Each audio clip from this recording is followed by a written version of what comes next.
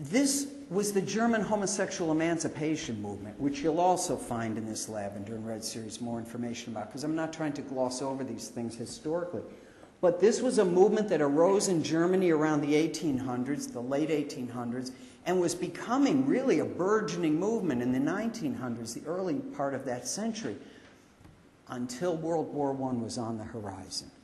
And here they were. They had the support of a workers' movement that was out in the streets, that had revolutionary leadership. The best of that leadership was supporting the gay emancipation movement, which was also a trans movement and allied with the women's movement at that time. I mean, it had real strength, real potential. And then came World War I, and the leadership surrendered to patriotism. They wouldn't come out against the war. And you could imagine how they would rationalize that to each other. Oh, you know, we're doing so well, and we don't want to get isolated, and it's not really a gay issue, and, you know, we got to show we're really patriotic and that we support the troops. Sound familiar, you know? And the fact was that the strength of that movement had been that it was independent of its own rulers, and it was telling its rulers, this is what we demand. We demand that you repeal this draconian law against same-sex love.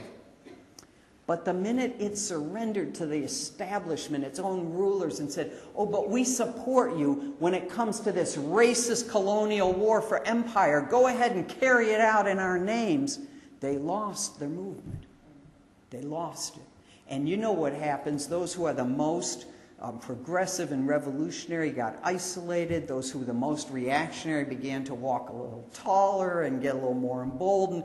And the next thing you know, the tank treads of that kind of Rambo mentality just rolled right over the movement. And it took years and a new leadership from really the Russian Revolution to breathe life back into the movement with a new leadership, so that in 1918, during the brief November Revolution, while the bullets were still flying overhead, the young revolution gave Prince Hatzfeld's mansion over to the German homosexual emancipation movement for what was the first sexual archives, like the first LGBT community center that I know of in history.